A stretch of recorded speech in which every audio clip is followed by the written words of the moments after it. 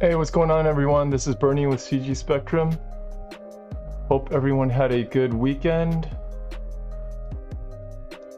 Sorry I started a little bit late today. I had some technical difficulties.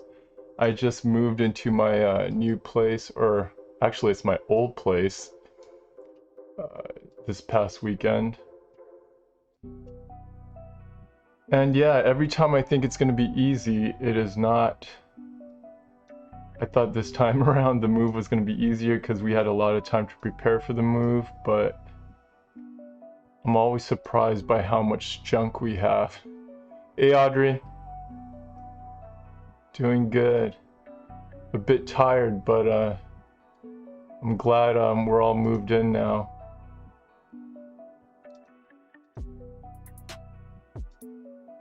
Let me pull up the first image real quick so you guys could get started on grabbing the image. I'm going to start with the hardest image, what I think is the toughest image. This horse. Yeah, let's tackle the scariest one first.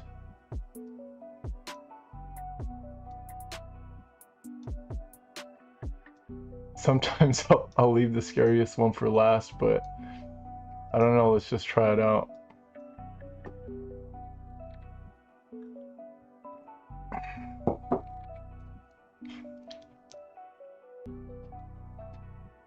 How's the audio? Does the audio sound okay? I'm always a bit stressed about all that stuff when I redo my setup. Hey Penny. The move was alright.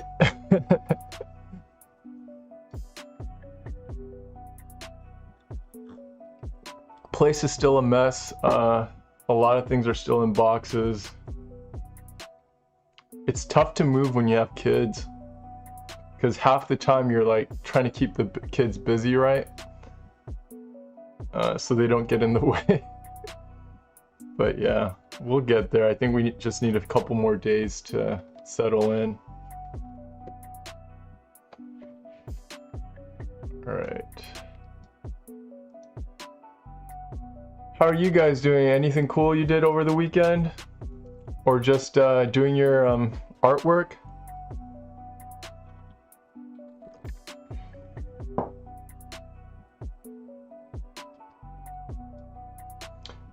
Alright, I'll give you guys just a few more seconds to grab this image, and we'll get started soon.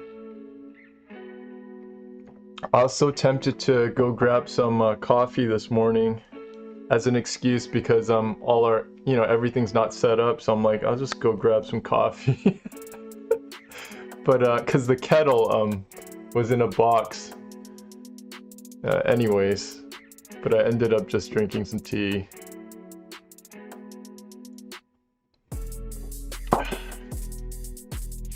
Alright, let's get started.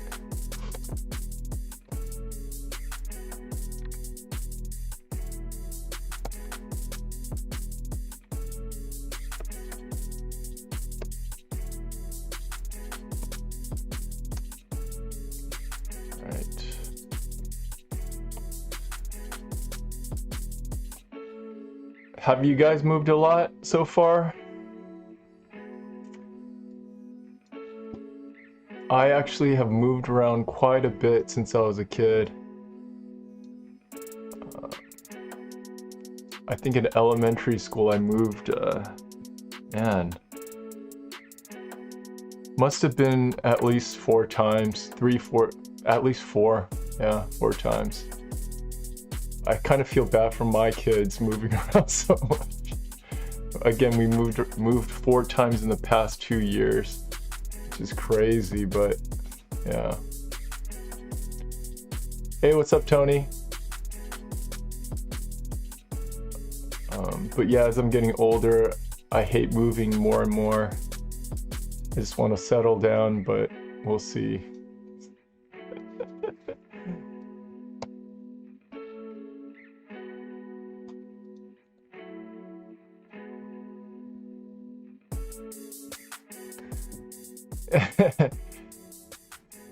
Yeah, I almost gave in. I almost went back to coffee. I mean, I did have a relapse the other day, I told you, with 85 degrees, but I was really considering just going back to coffee for a little while, just because of the move and everything. So nobody tempt me here. I'm at a weak point right now. Oh, Audrey, you moved 8 times? Wow, before you were 16. That is crazy. The move was semi-successful. You're seeing like the clean side of the room here. The opposite side is all crazy. Nobody got hurt though. That's a good thing. I was worried about pulling my back, but or throwing out my back. That's happened to me twice now. Ever since I was close to 40 years old, I threw out my back twice, which sucks, but yeah. Hey, Nay.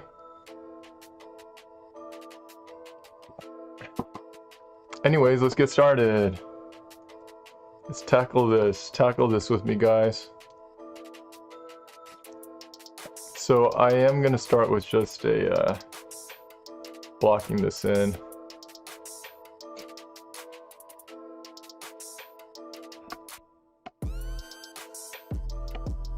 Oop.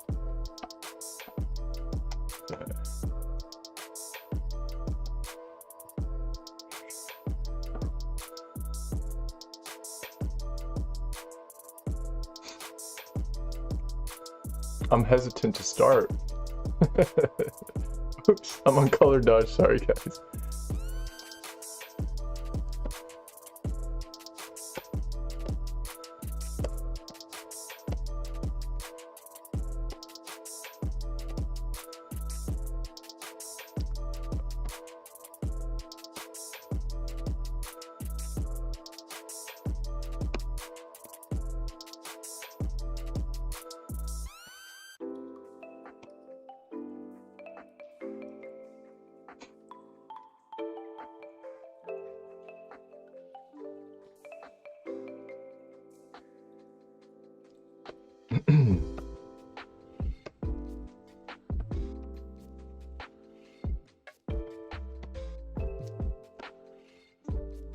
Horse's leg looks super skinny here.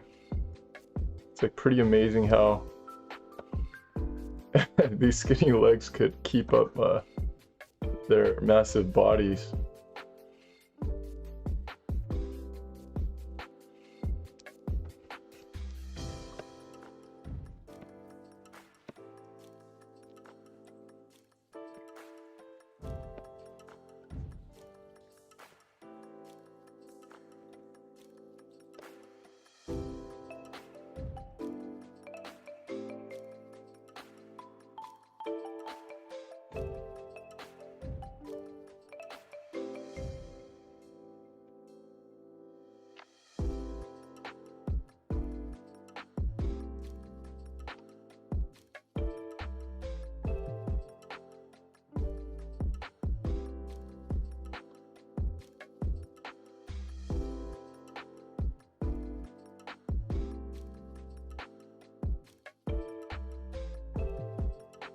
Do you guys ever hype yourselves up before you work on an art piece? Meaning, you kind of tell yourself that, you know, you're awesome and you can do this. I actually do that sometimes. Is that pathetic? And I think I do that just because, I guess a lot of us do, but I do have a lot of like negative thinking that's deep inside of me. So I need to like cut all that out. And so I could force myself to think positive. Let me know, guys, if you guys ever do that. You talk to yourself and hype yourself up. Like I used to tell myself that I'm going into genius mode. Oh man, I'm telling you guys too much stuff. I'm being too honest with you guys.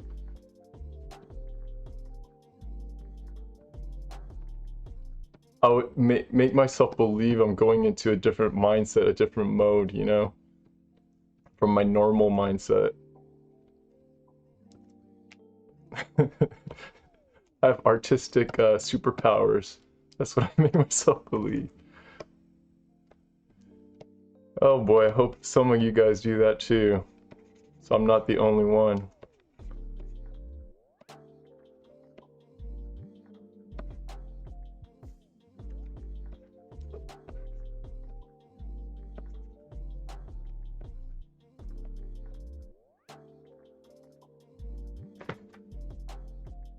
Yeah, there's some weird overlaps going on here, image-wise. It's hard to tell what's going on. Just gonna make that up. Hey, if you guys need me to pull up the image again, just let me know if you joined us late.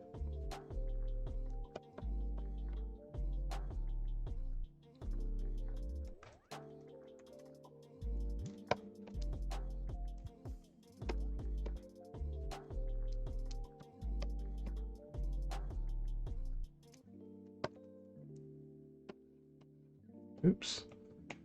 I'm painting in the white.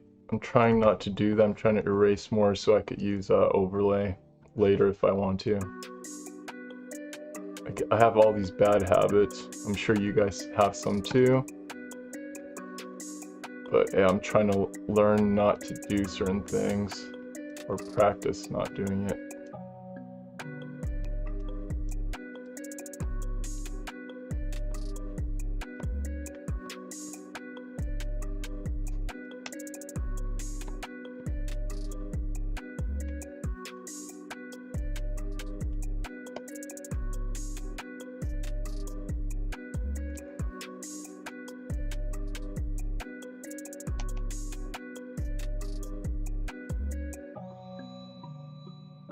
Hey Tony, yeah, I know I'm supposed to lift with my knees, my legs, keep my back straight, but I don't always do it still. It's just so inconvenient sometimes when you're lifting like so many different things, right? But yeah, especially when I'm lifting something super heavy, then for sure I'm doing that. Tiger Balm, I never used that before, but I've heard of it. Audrey says she hypes herself up like she's gonna fight a dragon. Do you really think that way, Audrey, or are you just joking around? I'm serious, I want to know what you guys think.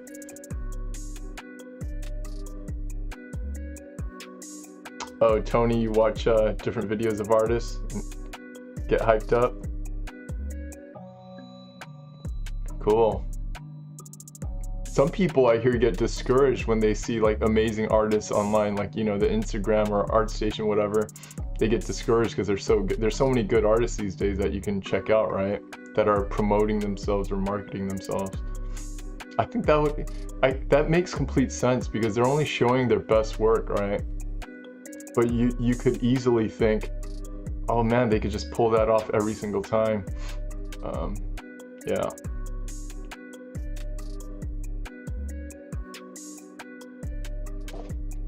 Oh, you're serious, Audrey. I actually have a sword over there by the left of me. I got that sword from working at Blizzard for 5 years.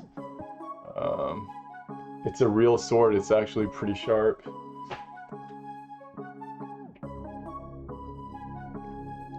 The other day, when we were packing to move, I was swinging it around in front of my kids, and they're like, "What's wrong with Dad? Relax."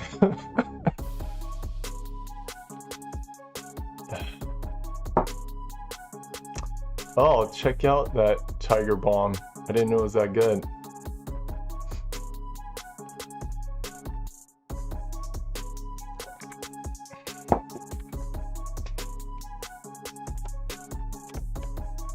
Anyways, let's get back to this horsey. Yeah, to be honest, I feel super like groggy right now. Super out of it, but no excuses. Let's do our best. Genius mode, right? All right, yeah, some of this stuff looks off here. I'm gonna adjust that right now. Actually, I'll adjust it later. Again, I can't use my clipping mask if I flatten stuff out. So let's just leave it as is and make the adjustments later. Let's check that.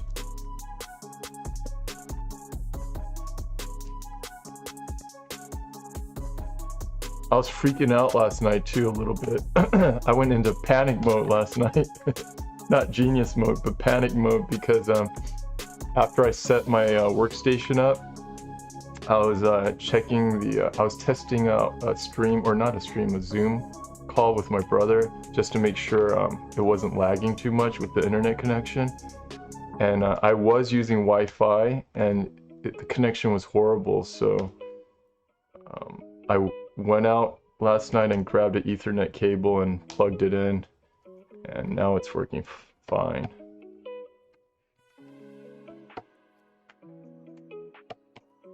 But yeah, I usually use Wi-Fi and it's been fine, but here over at the new place, my router's pretty far from my setup here, so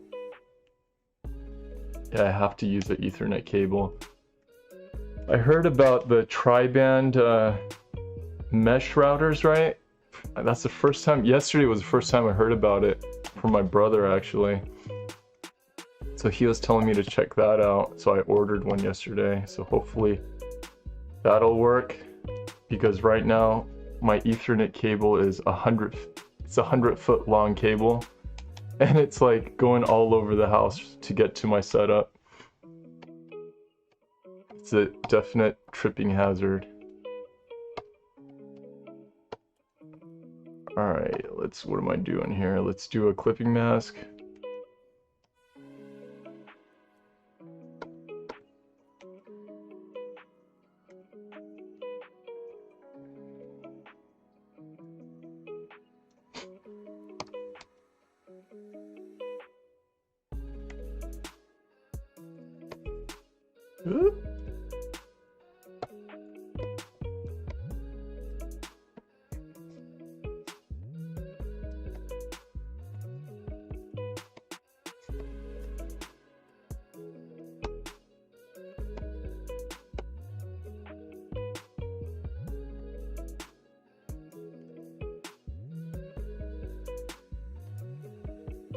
Yeah, anyways, I was just sharing the, or curious to what you guys do to hype yourselves up or to be in the right mindset when you're trying to tackle something that's challenging, right?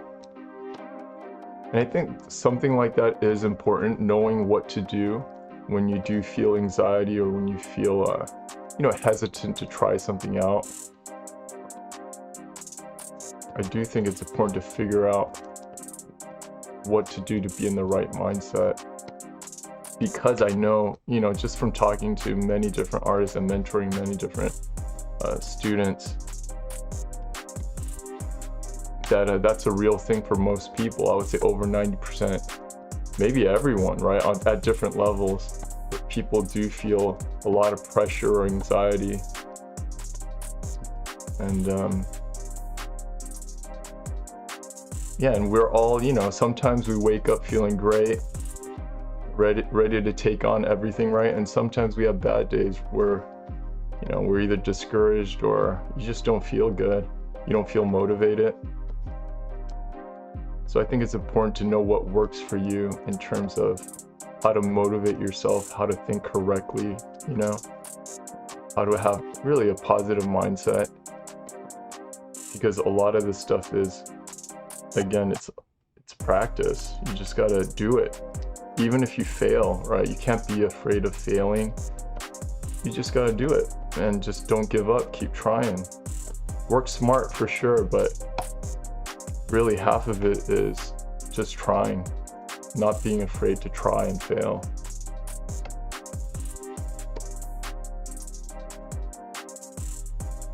And that's something I'm trying to teach my kids right now. It's kind of weird.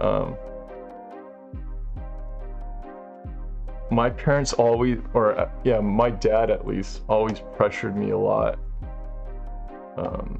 He would never encourage me and things like, he would always kind of discourage me. He would use that tactic, like it's never good enough. So that got ingrained in my head, right? Where nothing's ever good enough. But so with my kids, I never pressure them to perform well, or that to show them or imply that, you know, the way I view them or their value is that it's not in performance, right?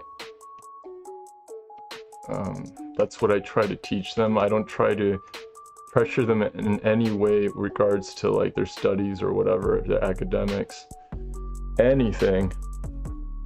I just teach them to try, right? And to enjoy learning and growing, just to enjoy the process. But the weird thing is they put so much pressure on themselves. I don't know why.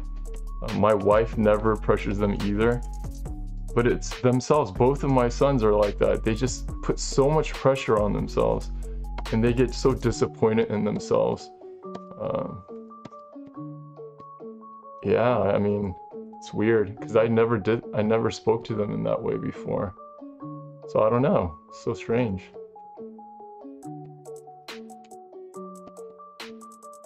Any of you guys like that? And explain to me why that is. Why do you guys put so much pressure on yourself? It's just perfectionistic, maybe?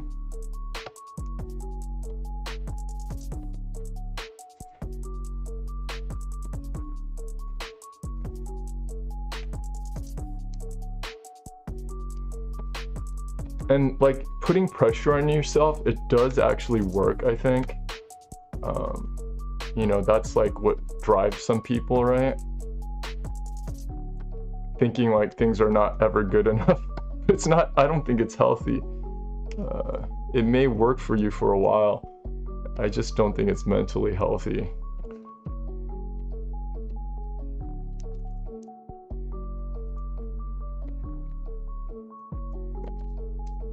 Yeah.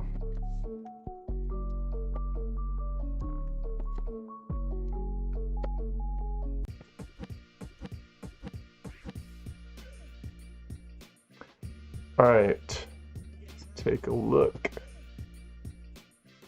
Let's read your comments. Let's see what you guys say.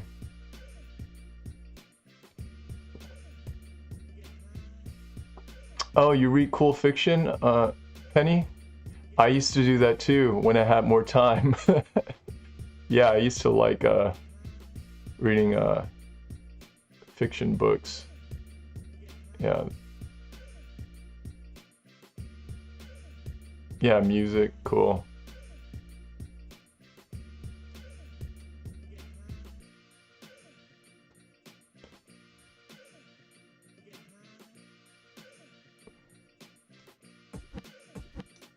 Hey, Margaret.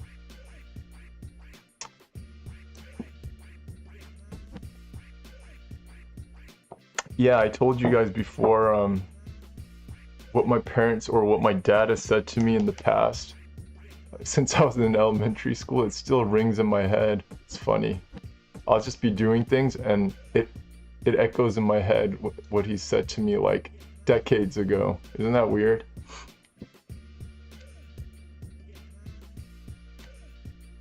Oh, Tony, you might be speaking some truth there. Truth that I don't want to hear. You're saying if they see you putting a lot of pressure on yourself, then they'll copy you. I put pressure on myself because it's certainly something that drives you forward. Yes, again, like I said, I know that putting pressure on yourself does work, but there's probably some healthier ways to do it. Again, some people might be doing it in a more healthy way, right? I guess I'm talking about just through my experience of putting pressure. And dude, maybe you're right, Tony. I gotta think about that. I mean, yeah. I guess I'm always doing stuff. Like my kids see me like always being busy doing things. So maybe they are comparing, yeah, themselves to me. I'm not sure. I'll think about that.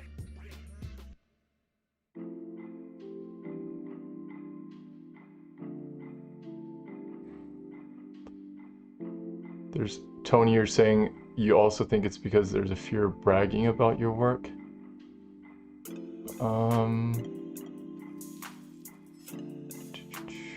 Not sure what that meant exactly. I'm sorry, again, I need more caffeine. I'm not sure how to connect that.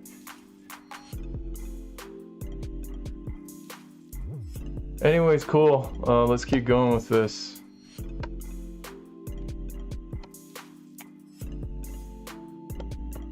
All right, so this is a very loose base, as you can see. Again, I do notice the adjustments that I have to make. This area right there. But let's keep going. Let's try to make the adjustments at the very end and see how that works out for us. And let's keep this loose. I'll probably just keep it completely loose. This is a good way to start a exploration concept. Let's say I'm doing a concept for a knight's horse or whatever, right? And putting armor on the horse.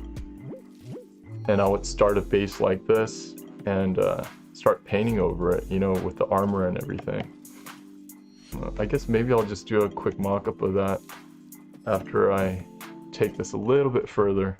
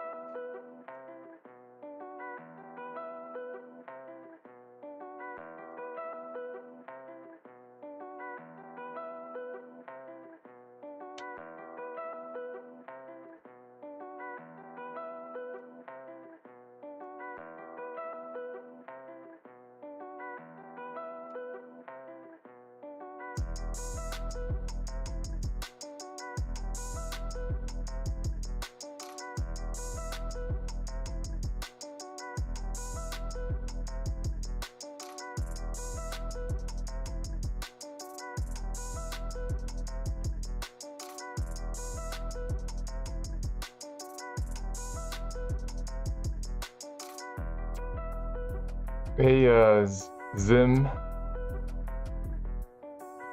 asking, what's your take on all this online learning thing, and what have you learned from your mentoring? What's my take on the online learning? I think it's great. It's changing. It's gonna change, or it is changing. How learning works and how students can access different instructors, right, throughout the whole world. There's no limits now,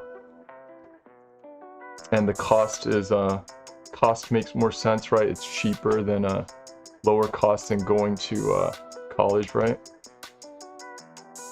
Yeah, I was just talking to one of my students the other day about how expensive. I'm not going to mention the name of the school, but the school that I went to in Pasadena. Right now it's so expensive. It's like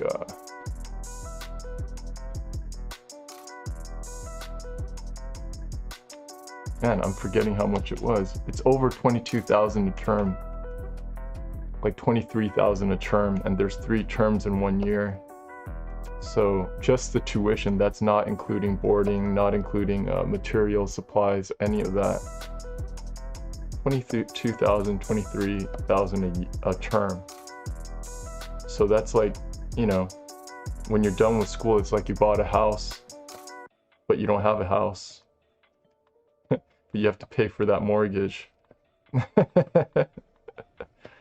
So online learning is great. And, I'm excited for my own kids, my own 2 sons. I want them to take a lot of online classes, actually. as they're growing up. I want them to do all that stuff earlier to get them access to, you know, instructors that are professionals or do things professionally, not people who just talk about things, right? But who are actually doing it. There's a huge difference, right? Learning from people who've done it and people who just learned in a classroom, right? And they're teaching other people how to do things from a classroom setting, which doesn't really make sense, right?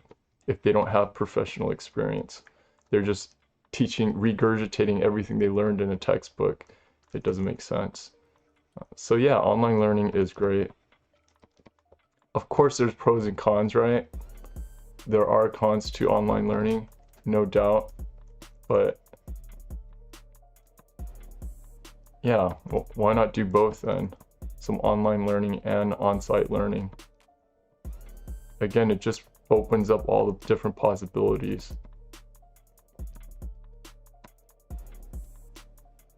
I didn't even learn that much in school, to be honest. Yep, didn't learn much. Because a lot of the things that I was interested in doing was very different from what they would teach in school. And I'm sure you guys understand what I'm saying.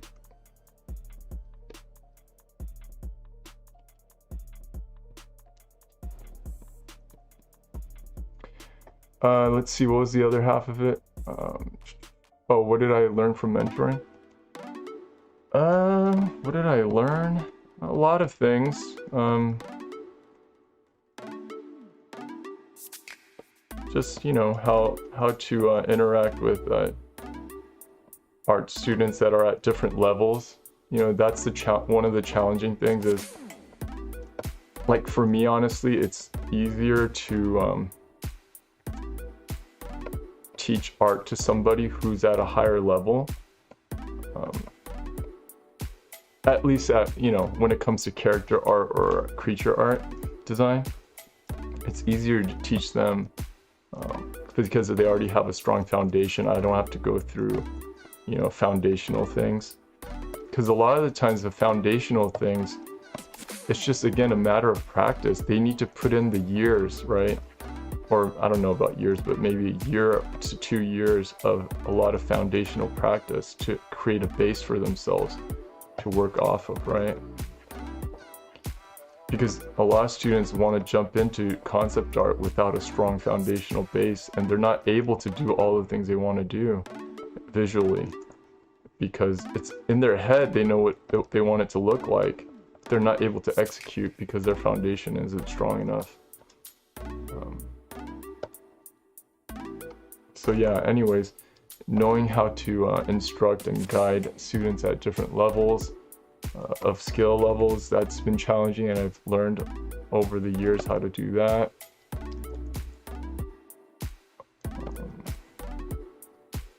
And again, even artist personalities, right? They're all different. And we're teaching students from all over different parts of the world, right? There's sometimes slight language barriers, but again, learning how to overcome all that, it's all worked, so yeah. And that's really half of the fun too, is again, talking to and hearing the perspective and seeing the perspective of different artists from all over the world. That part's really fun.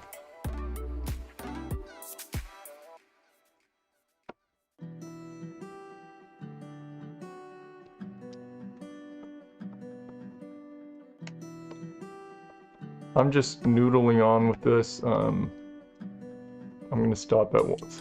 I'm gonna try to stop soon.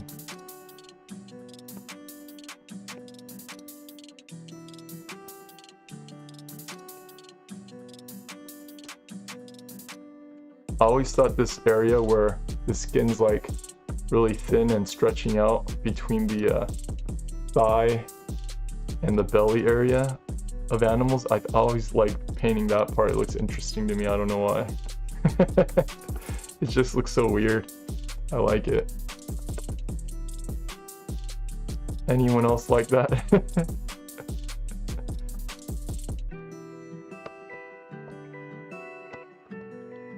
Oops.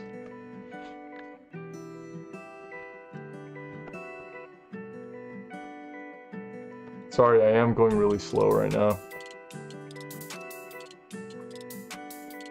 I just want to chill out.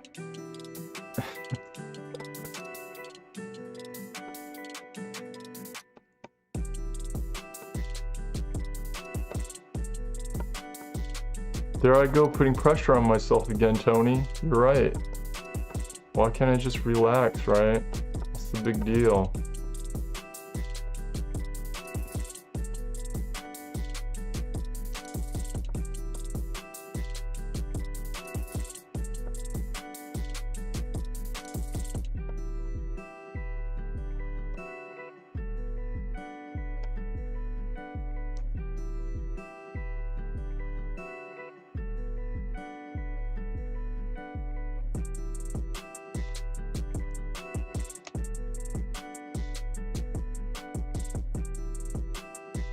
Man, those proportions look completely off. I'm gonna touch the head a little bit, and then at that point we will try to adjust the proportions real quick.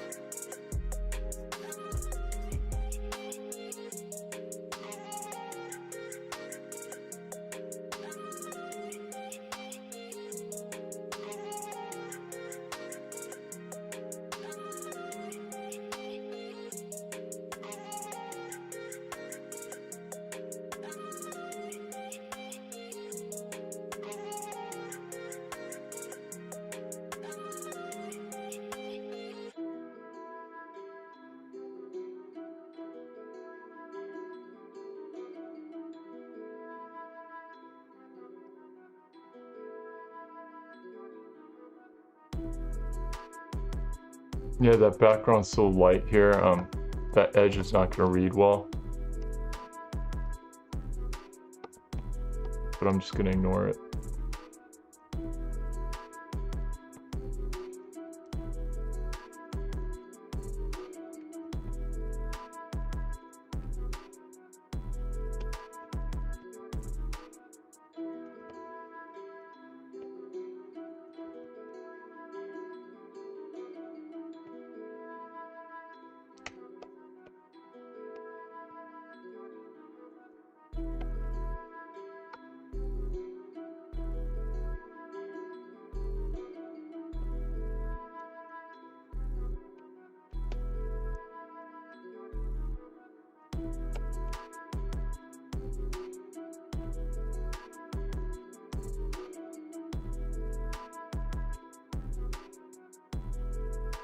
Just darken that edge a little.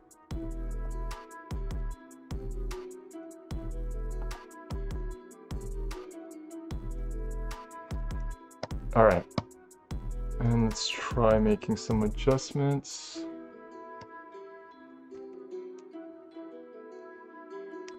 Apply some major adjustments.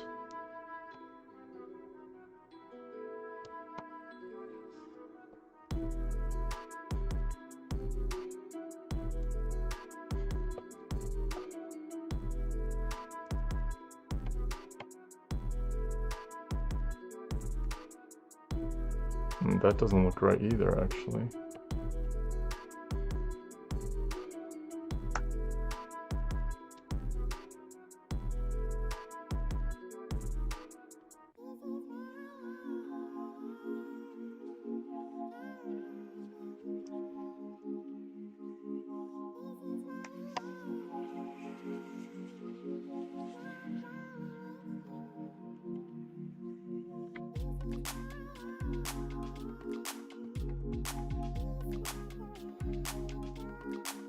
It's a little better.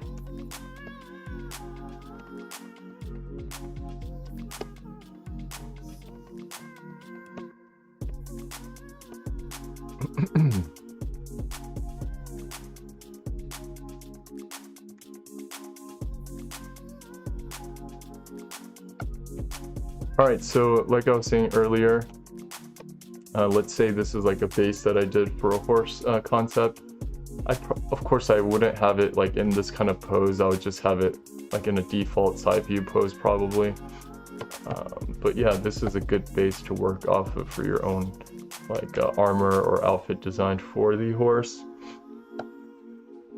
So I'm just gonna do something super rough, but just something you could think about how to translate this study over to you know, your own concept. I'm just going to use red here.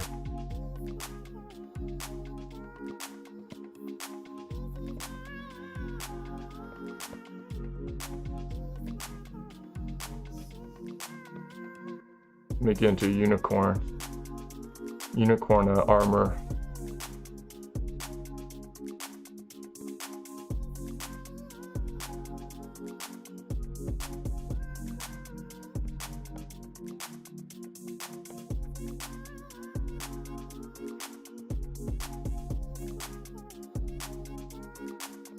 So yeah, this is really how I would start a concept. It's just by blocking in shapes in this situation. Blocking in the major shapes just to get the overall read working first.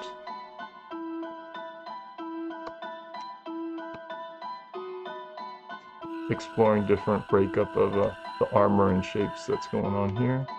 Let's throw this in real quick.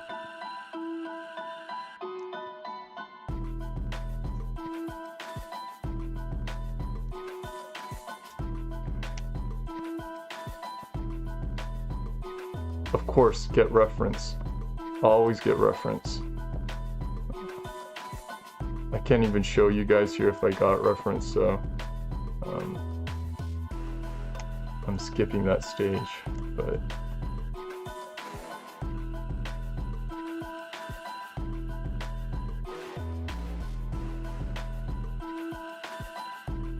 reference makes everything better.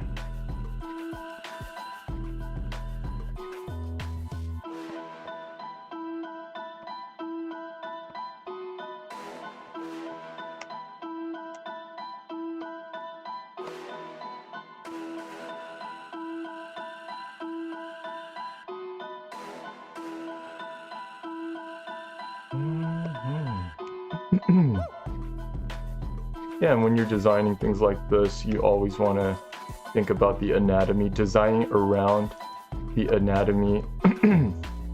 So whether it's a human being or an animal like a horse like this, you always want to consider the shape of the anatomy and how this creature moves when you're designing the outfit.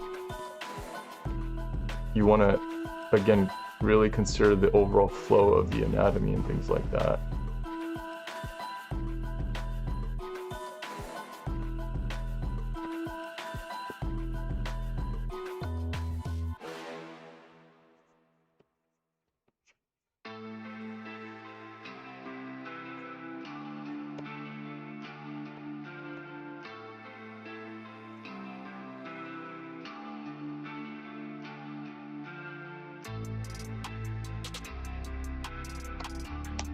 And then from here, you could break it up a little bit. You could explore breaking it up and layering it. Like this is one layer that I've done.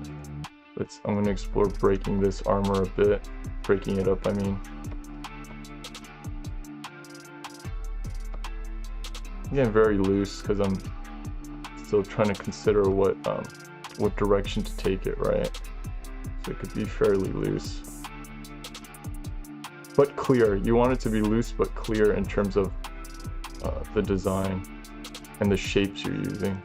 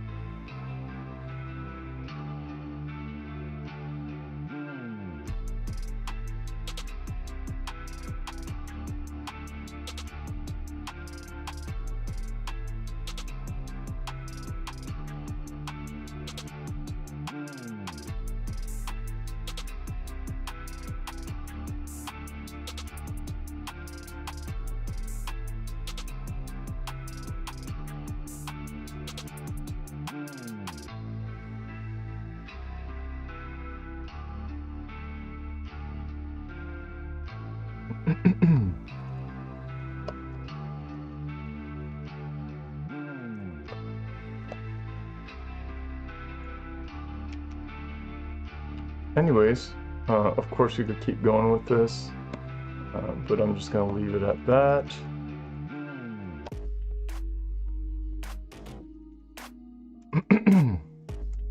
And like I said, we would be doing, or I would be doing multiple variations of this with the same approach on top of my base course design, right? Excuse me.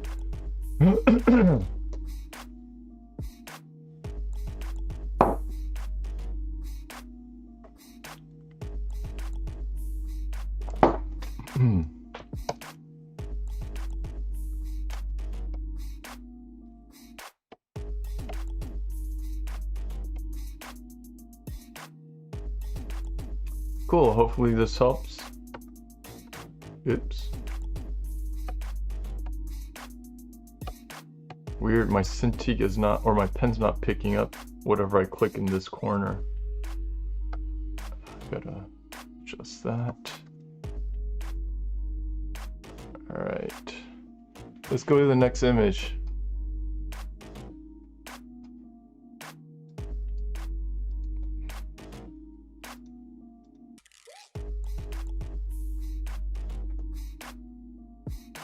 Let's do a chimpanzee. I think I drew this one before during a warm-up, but whoops. Oh, sorry about that.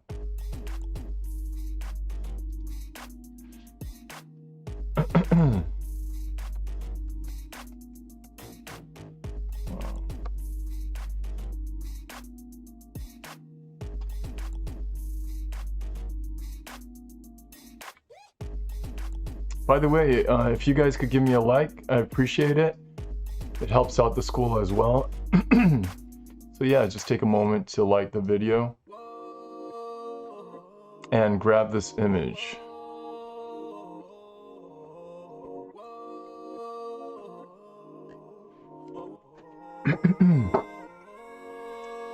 Tony says that they say if you can't do it, teach it. Yep, I've heard of that. So I'm teaching it, so I guess I can't do it, huh, Tony? Just kidding, I'm doing both, so it's okay.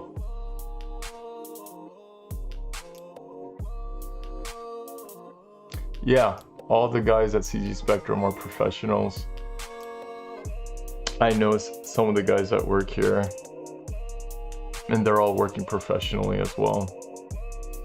It's a great opportunity for up-and-coming students or artists.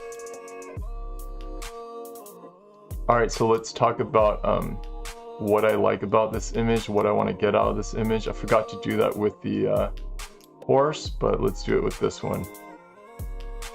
So there's warms and cools here. I see the warm lighting coming in from the left, the top left, and then the cool lighting in general in the environment hitting the back right. There's warms where his knee and hands are, and on his forearm right here. So I'm gonna kind of try to show that. That's actually more secondary. I like the subtle forms that are happening right here. Even on top of the hair, you could see the forms in his muscle and the layers that are happening. So I kind of want to show that off as well. Show that anatomical structure that's underneath the hair.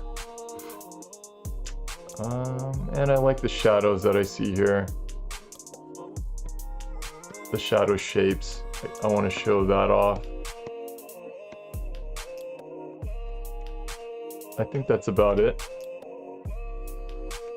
So let's go for that.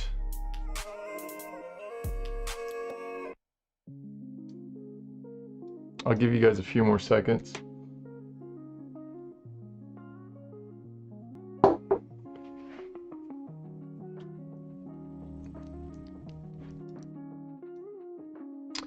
right, awesome. Let's get started.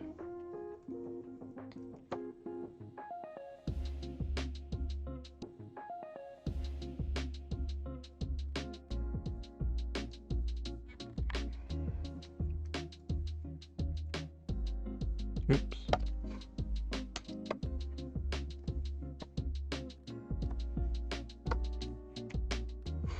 I'm gonna block this one in as well. I think for studies, I just like blocking it in general.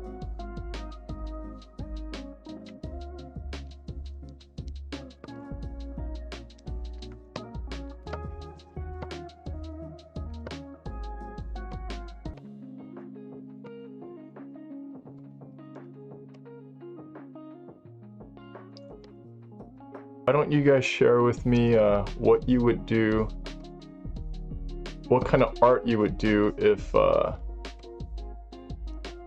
you didn't have to worry about money? Tell me what kind of art or anything. Maybe you guys wouldn't even do art. I don't know. I'm assuming you would still do art, something art related. What would you do if you didn't have to worry about money? Would you even do art? Or would it change the type of art you do?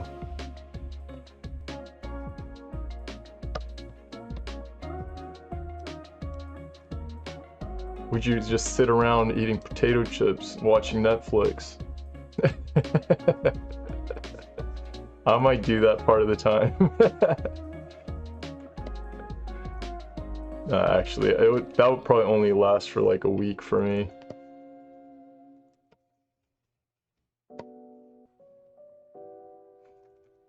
And then I get bored and have to do something else.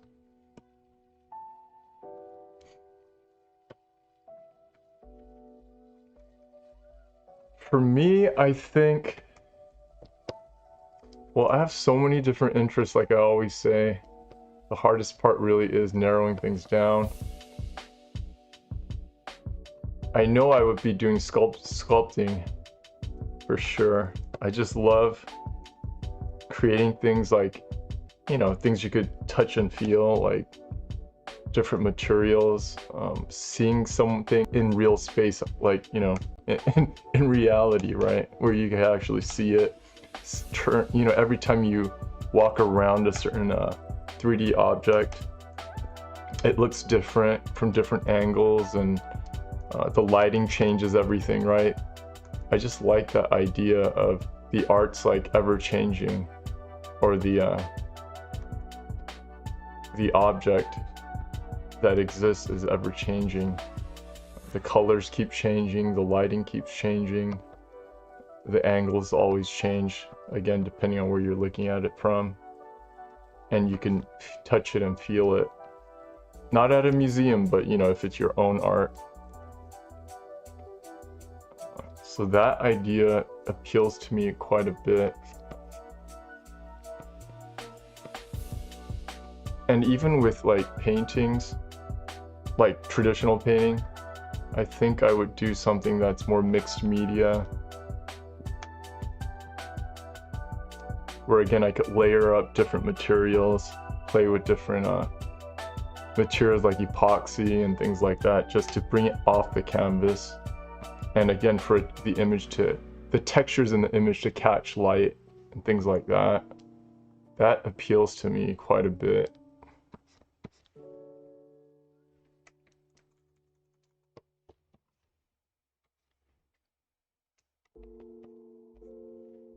Let me know what you guys think. I want to know. I'm very curious to hear what other artists would do.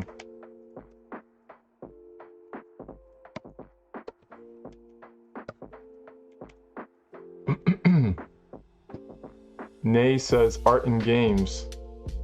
So I would do more traditional art or transitional art? What is that? Transitional art? I thought you said traditional art.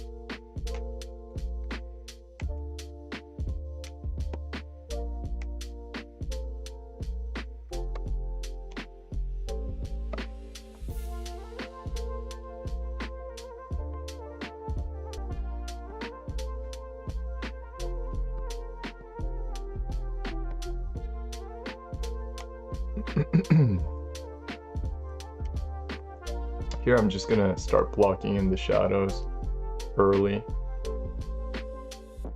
Again, because that was one of my main reasons for doing this image.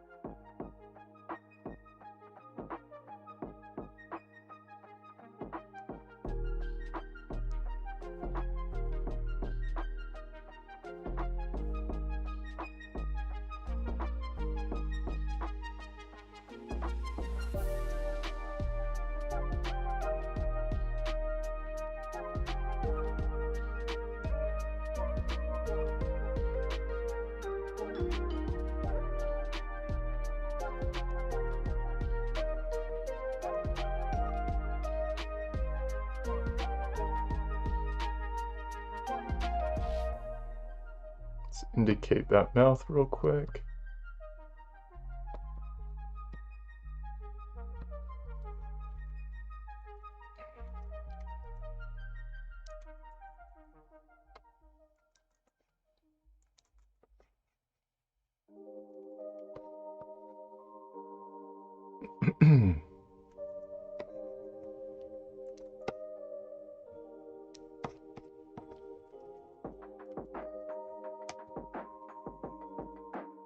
Yeah, that head is way too small. I'll make that adjustment later. Oh, you did mean traditional knee? Okay. Cool. No one else wants to share what they would do differently if they didn't have to worry about money? Like in terms of art, what would you do differently? Come on, guys. I think thinking about those things are important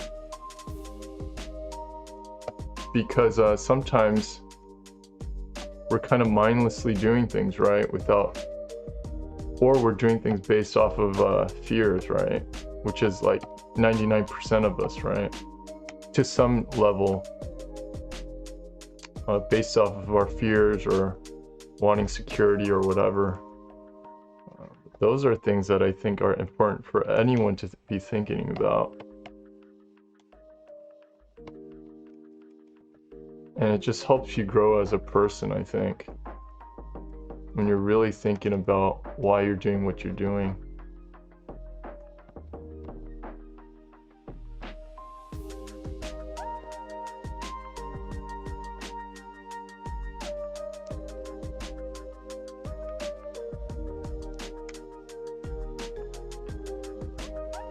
And I would think most of you guys do think about that kind of stuff to some degree, because if you weren't, then I don't think you would be doing art.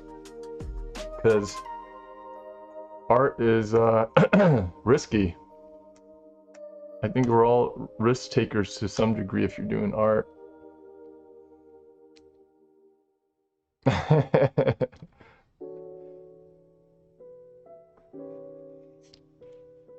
In my opinion, it is risky, but it's worth the risk. You just gotta keep working your butt off.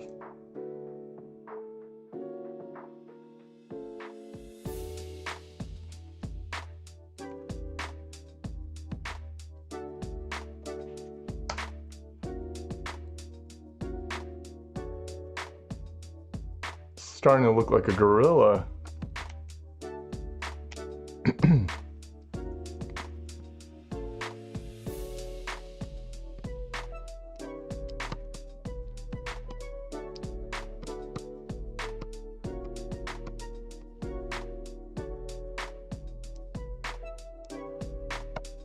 Just making some adjustments here.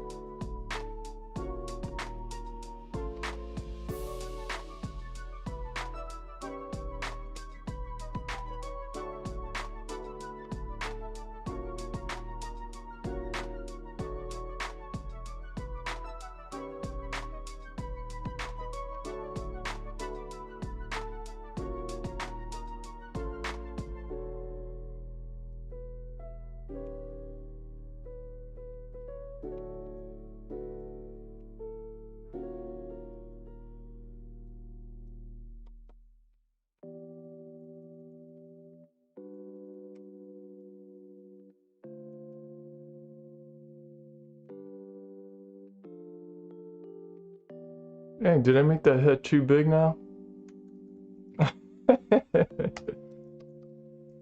Wow, maybe I should go back on coffee. Let's shrink that head back down a little bit, something in between probably. Because it looks a little too big.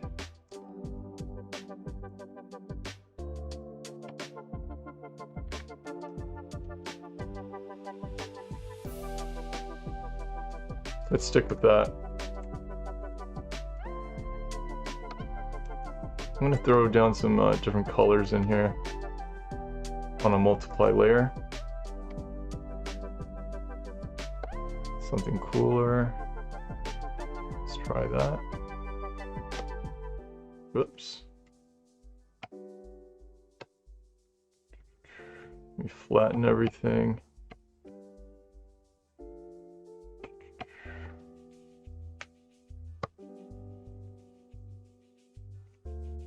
Oops.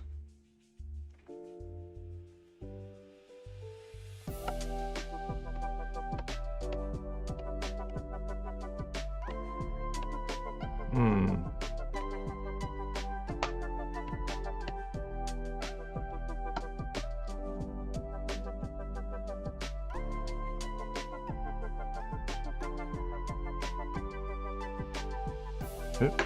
All right.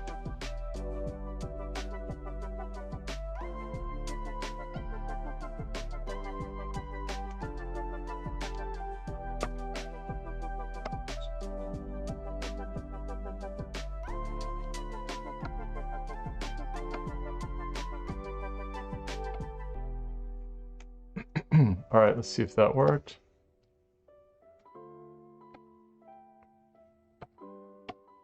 Yep.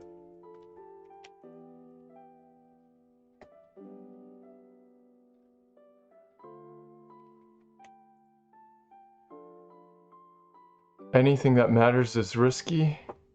That makes sense, Audrey.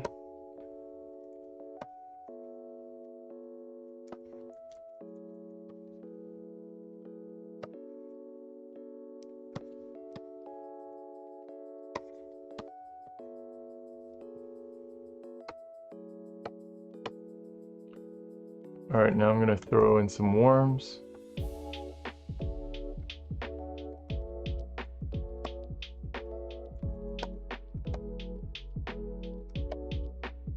Not be too dark.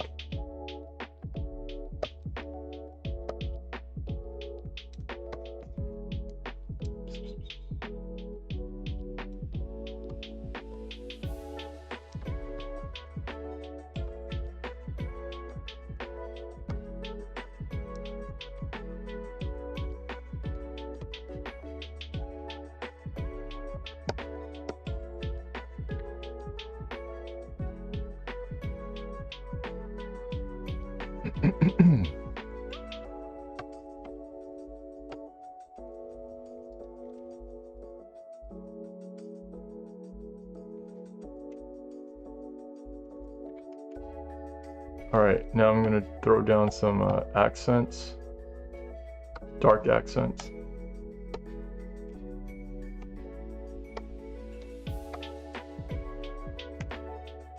Start with the eyes.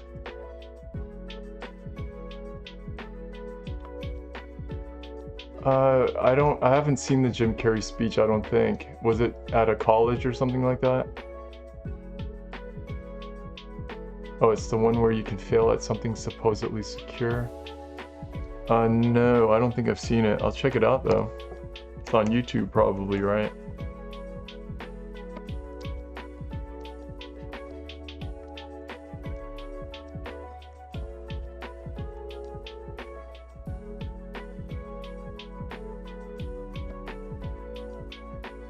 I'm just gonna indicate these eyes. It's so easy to get caught up in details here because there are so many, details that are going on here in the image. So I'm gonna try to ignore a lot of it and just indicate.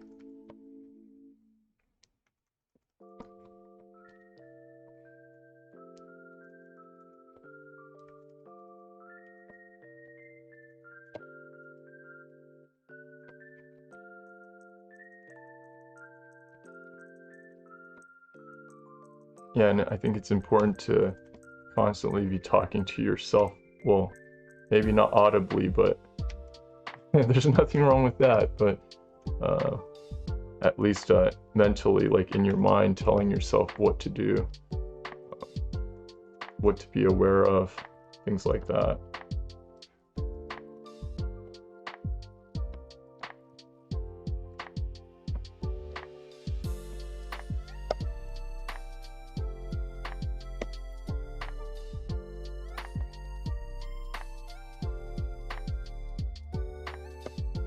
who talks to themselves out loud?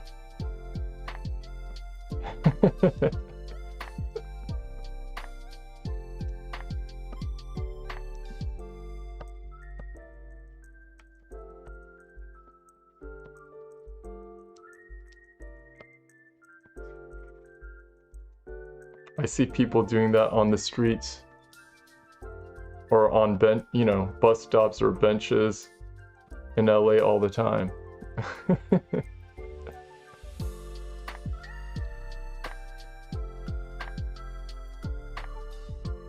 Oh, this guy looks like he's smoking a cigarette or sucking on a lollipop. Kid knows how to smoke.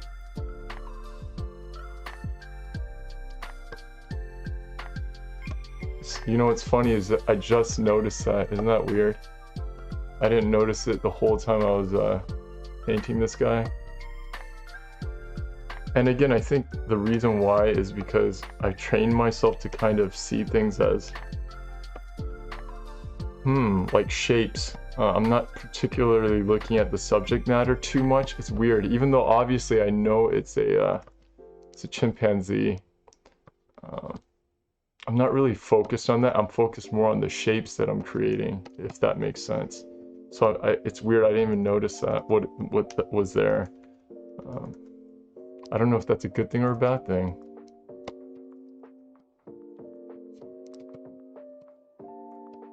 But it kind of makes sense to me why I didn't notice it like I was explaining.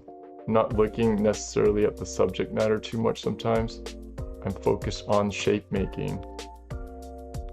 Initially, of course, like later you do want to consider the subject matter, obviously. But initially, right off the bat, I'm again focused on editing what I see. Not like focusing on all the details, if that makes sense. It's too overwhelming if you do that. You really want to break it down and build things up step by step.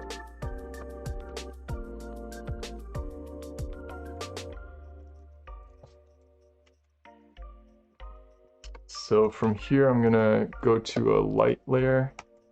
I'm tempted to try out a overlay layer, just to try it out, see what happens.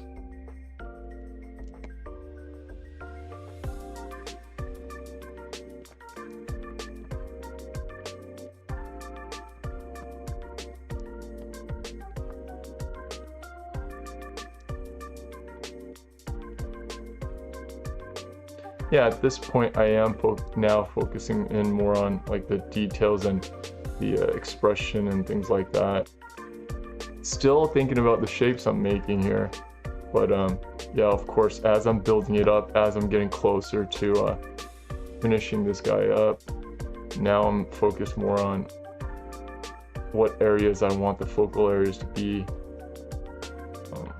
how I want to really present this guy, because now I have a good base, right?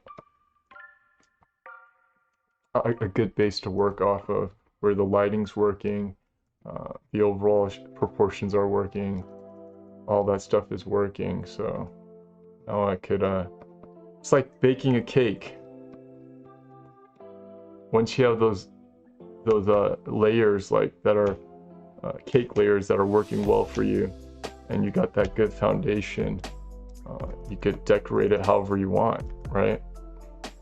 And there's many variations on how you can decorate that cake. And now you could have fun with it.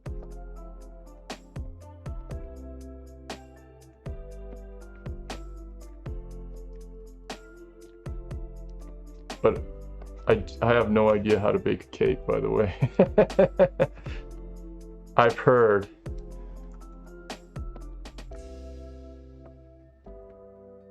I only eat cake. Actually, I don't even like cake, which is kind of weird. I'm one of the few people that doesn't like eating cake out of my family.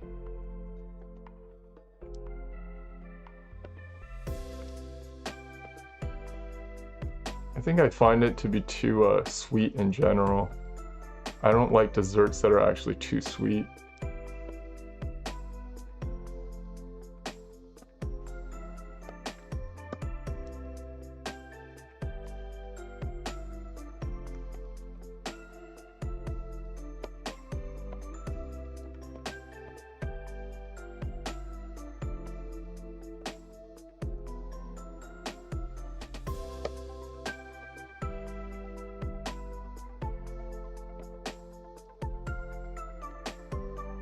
my dad is borderline diabetic, and he will not listen to me. I tell him, you gotta just stop eating sweets, because he loves sweets, and he refuses to listen to me.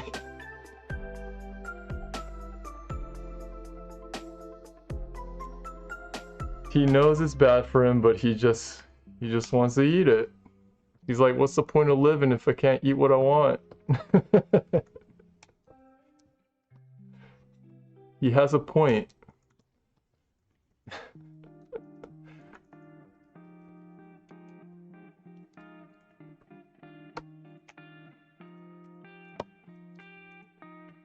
Oh boy.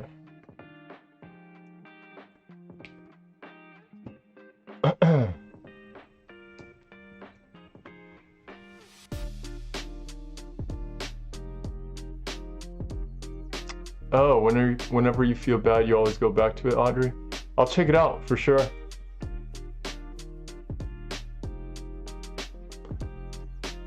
You have arguments with yourself out loud? I would like to see that one day. Tony says they say talking to yourself is the first sign of madness. It could be.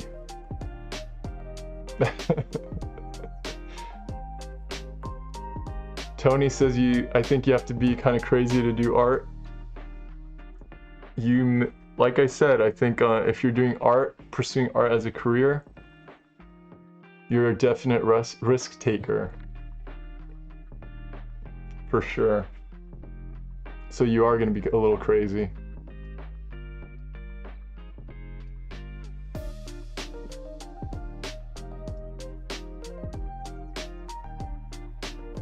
Oh, Audrey, are you asking if this is a leaf or a stick? I don't know. It's a cigarette to me. I'm just kidding. It's like Planet of the Apes.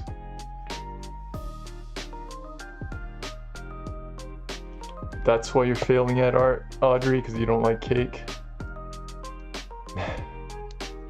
I just saw the Adron Skull. I just saw the Godzilla vs. Kong trailer this morning. It's awesome. I thought it was gonna be lame or cheesy, but it looked pretty cool actually.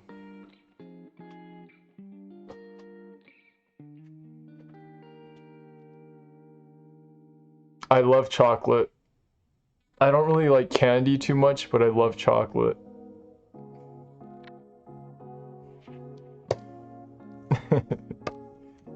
My kids always get mad at me because I get to eat whatever. I mean, you know, even in the evenings, like after dinner, I'll eat like a piece of chocolate or something like that. And then my kids are always saying, that's not fair, Dad. Why do you get to eat sweets at night? And because we don't let our kids eat sweets in the evening, because you know it'll keep them up. But yeah, I do love chocolate. Anyways, why are we always talking about food? I'm getting distracted here. Let's change this up. I'm going to change the layer and do another overlay, and this time I'm going to choose something cooler in temperature. Let's see if that'll work. That's too cool. Let's make it a little neutral.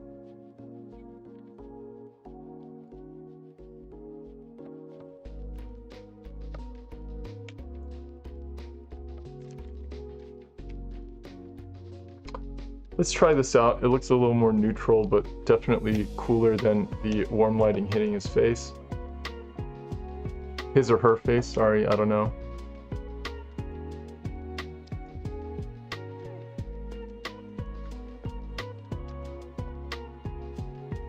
It might be too subtle, but let's just go for it.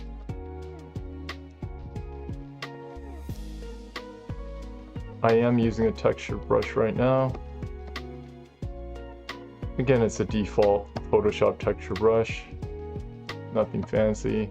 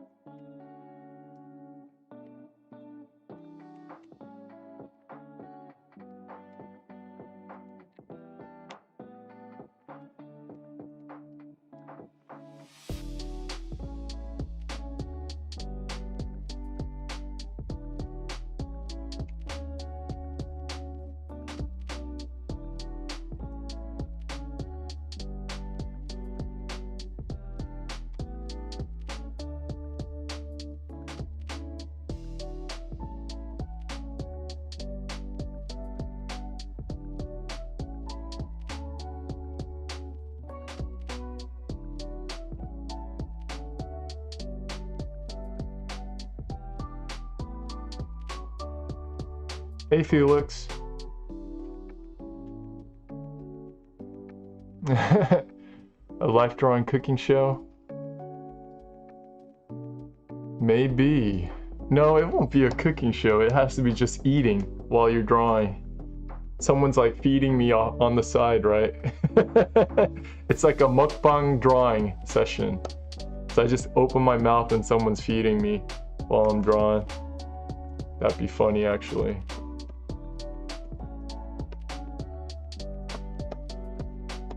Or we paint different foods.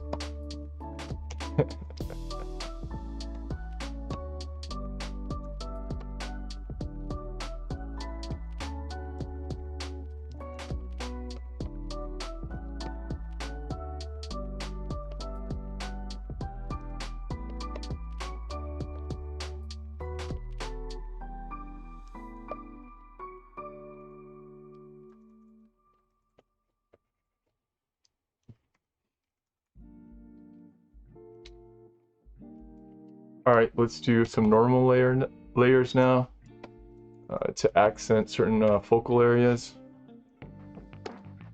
Let's go.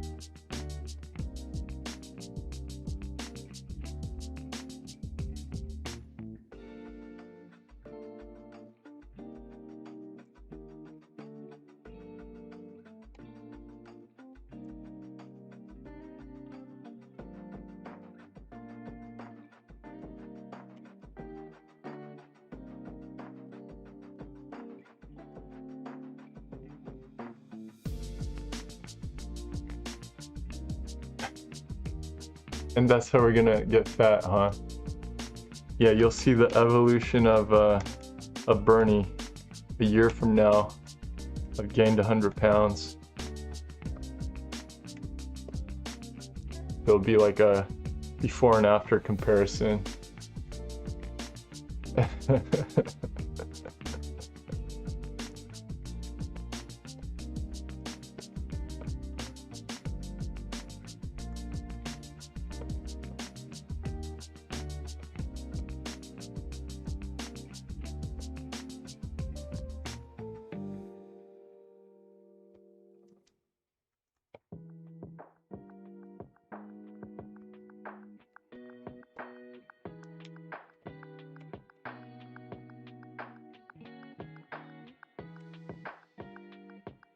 At least all my food will be a tax write-off if I have my own stream.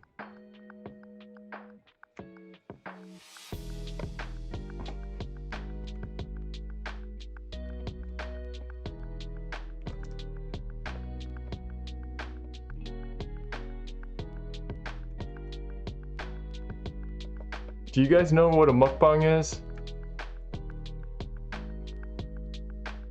I hope you guys all know.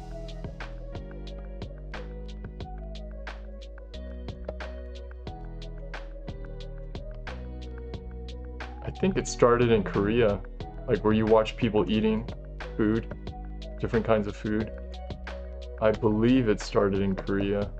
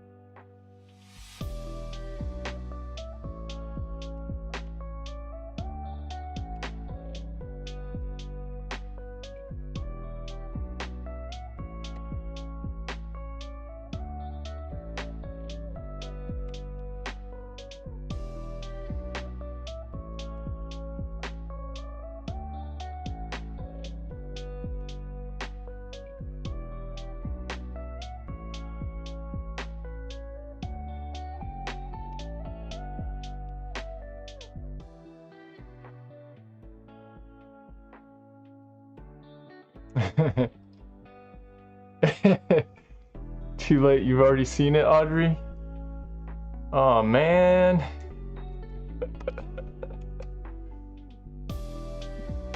That's my dream job? Yeah, just to get fed while I'm drawing. Just sitting here while someone feeds me.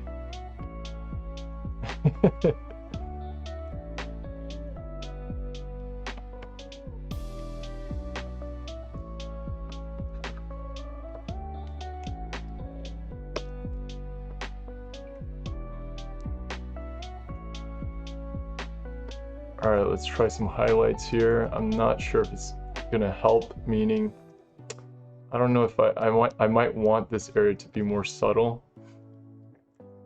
and not compete with the face too much. I'm just trying it out, just because I'm not sure. When in doubt, try it.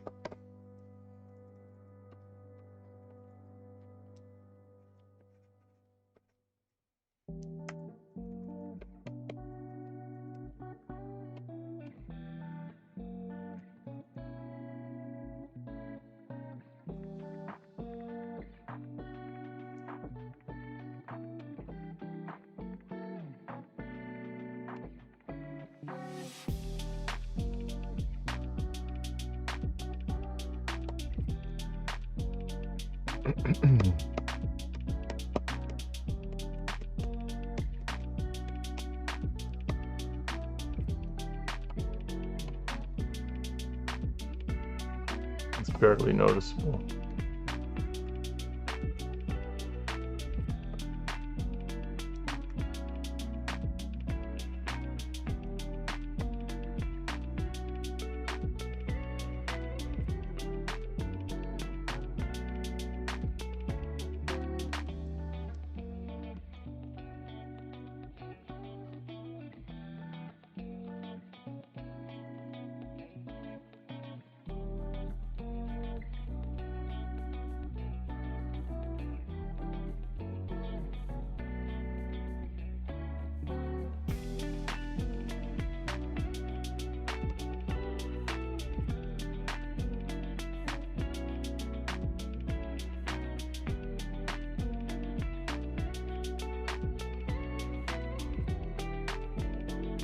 All right, let's focus. Let's do a pass on the eyes. Like an amber color.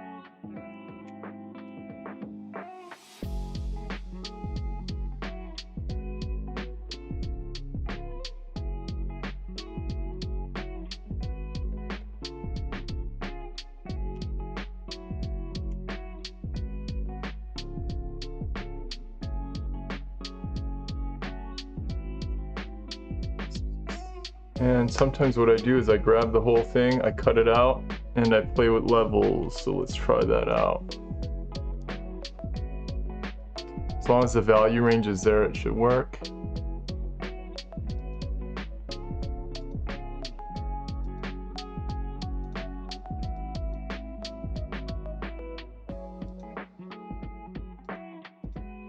Just makes it pop a little bit more if you want that look.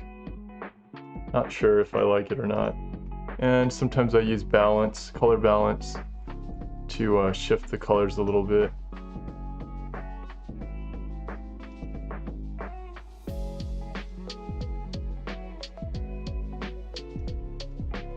Yeah, so you can mess with the colors like that too.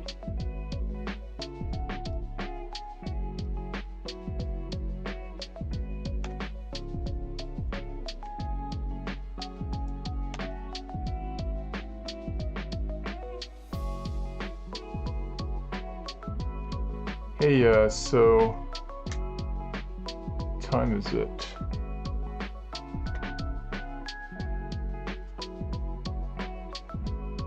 All right, let's see.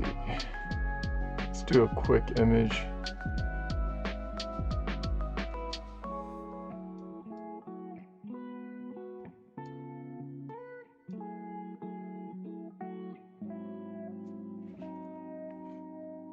How's it going, guys? You're for those who are following along, how's this chimpanzee going?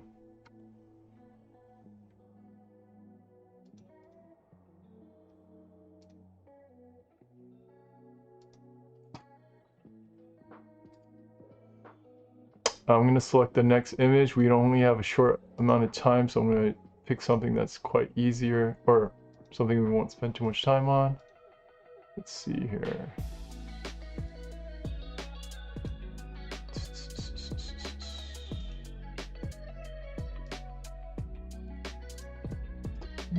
So hard. Let's do this one. We're just going to sketch it in. I believe these are wolves, yeah. So grab that image if you guys want to follow along for the next 20 minutes or so. I'm gonna take a 1 minute or 2 minute break real quick. I'll be right back, all right?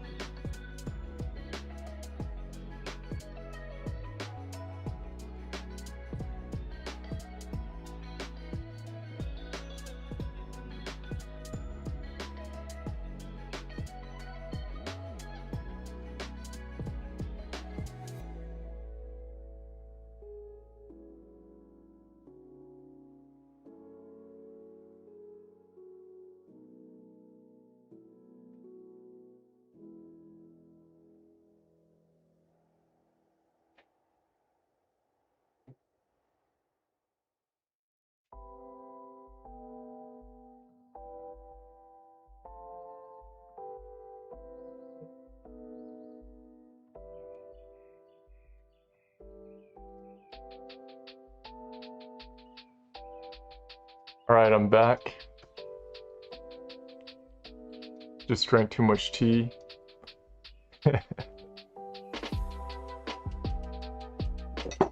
right.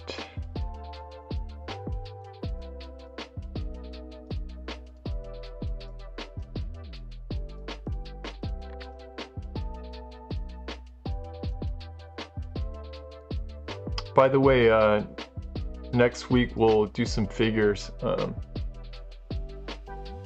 Yeah, we'll do some figure paintings or drawings. And I'll show the image. Again, we're limited to what we can use, but I will show the image to you guys so you can get a chance to grab it, screen grab it, and follow along.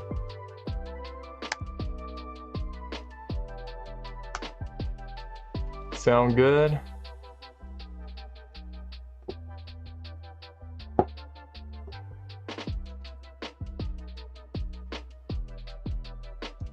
By the way, this is a Blizzard cup or glass. See that? I still have it after all these years.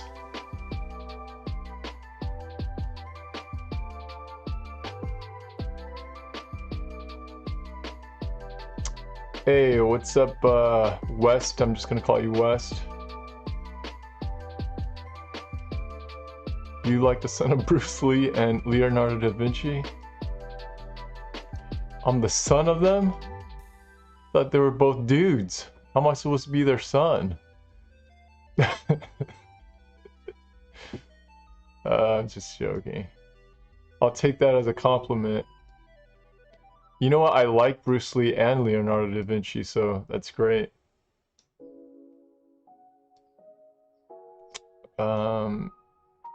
Nay, your drawing went better than expected. Awesome. That's always good.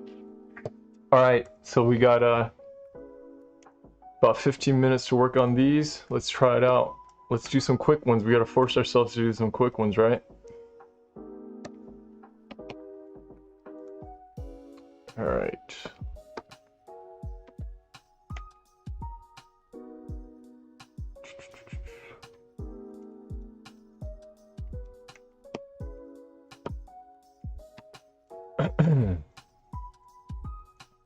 Alright.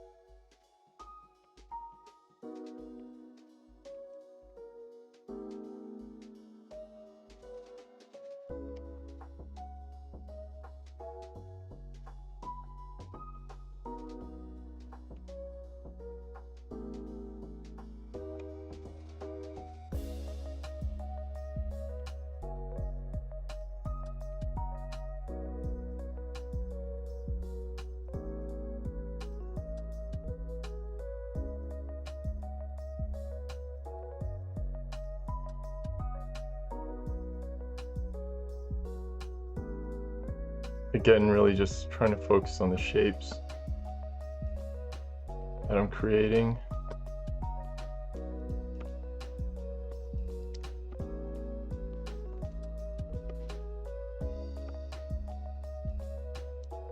Yeah, I'm going to focus on the guy in front and then do the guy in the back.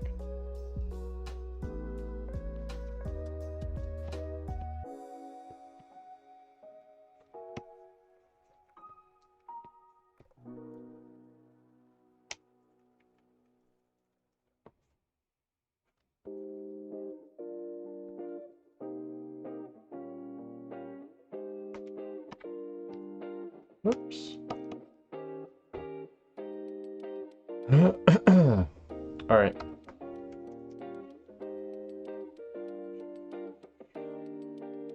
Just gonna make the guy in the background a little darker. I might adjust that later, but for now. Wow.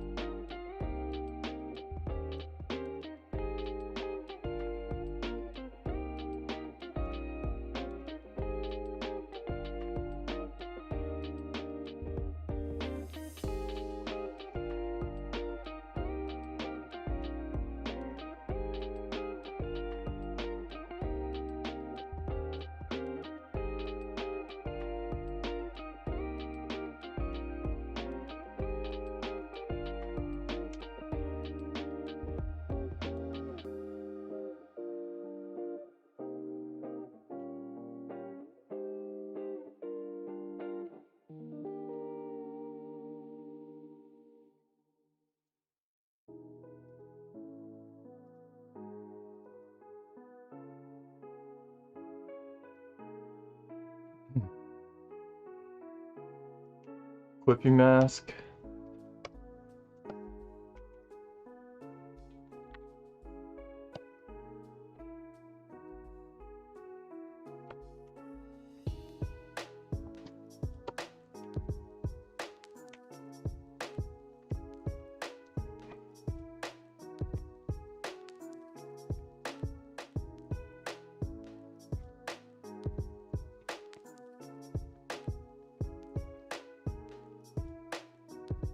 Focus on the darks, the accents.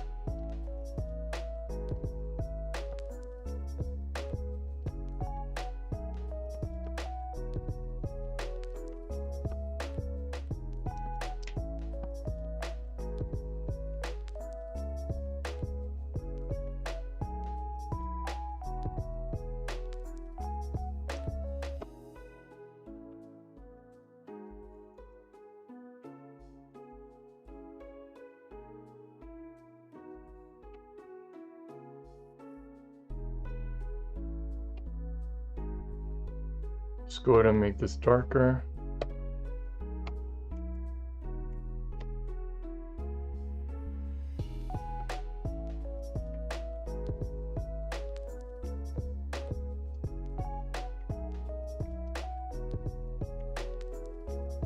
All right, we got 10 minutes.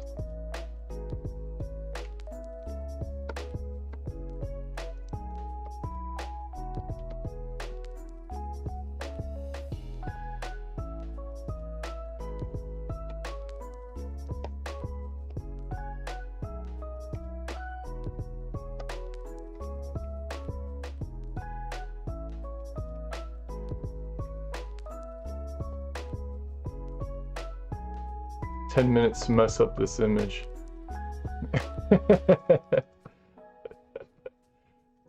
I'm just joking.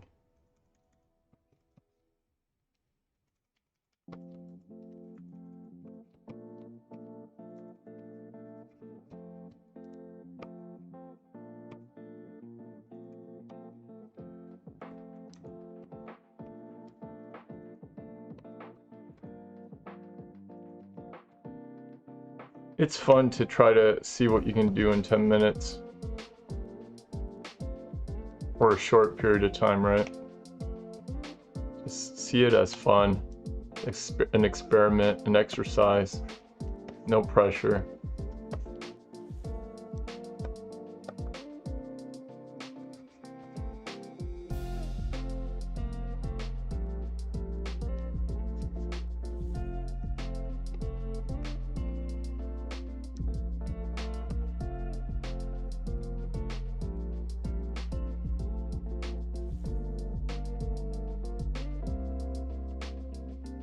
Go to the guy in the back.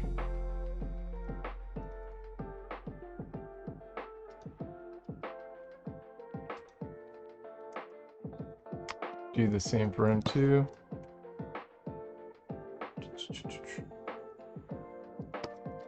He looks a little worried.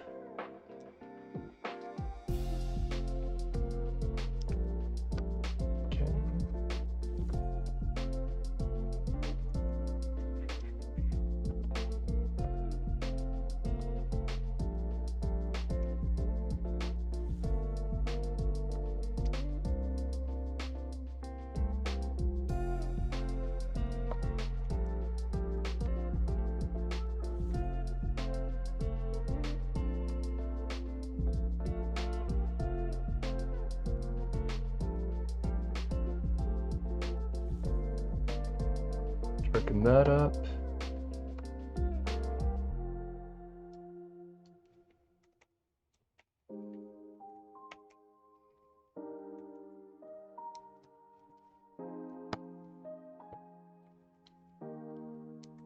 Yeah, again, it's really good practice to learn how to indicate quickly if you're going to be a concept artist. Very important skill to have.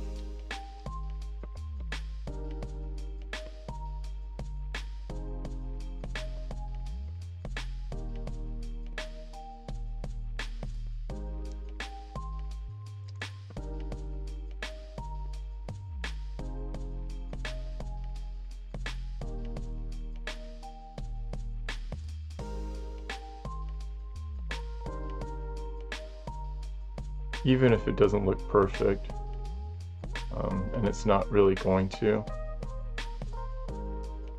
But yeah, with practice, you'll get better and faster at indicating.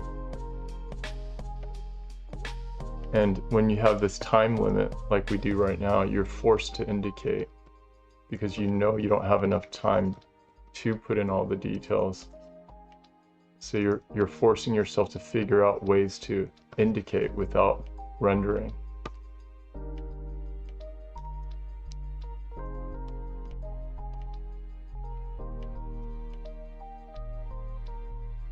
I'm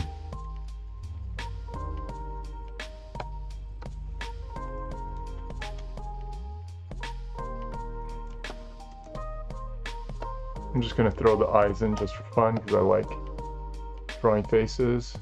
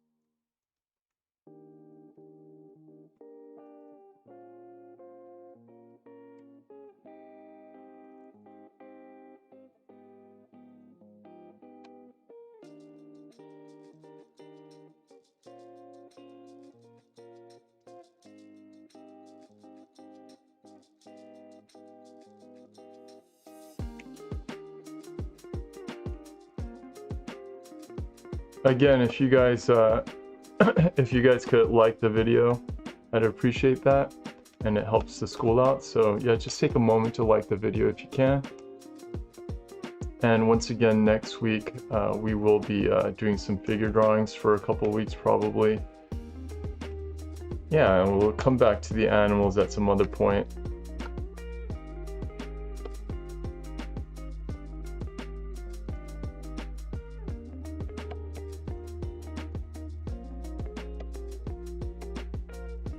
Hope you guys had fun with the animals while it lasted for a while. I had fun. I really enjoy drawing animals, as you guys know.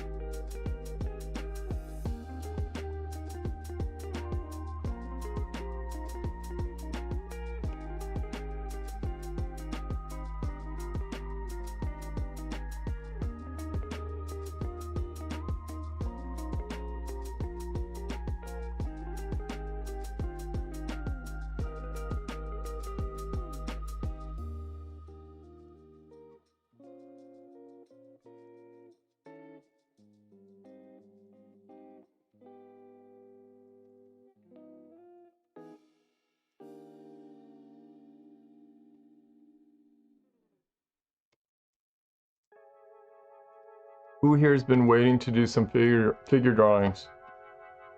Figure paintings? Or who wants to continue with animal paintings? Not that I'm going to change my mind, but just curious to see how you guys feel.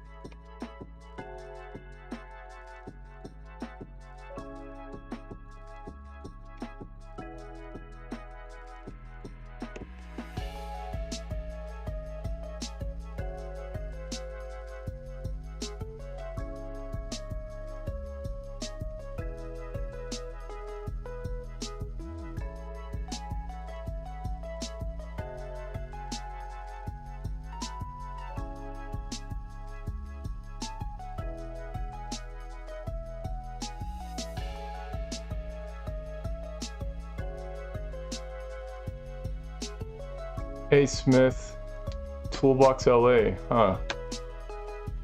I don't actually know about that. I'll look it up.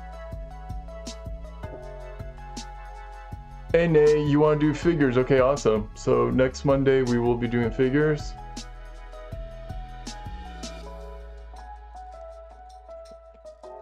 Alright, cool guys. Thanks for joining me again. I had fun. I'll see you guys next Monday, okay? Have a good week. Bye.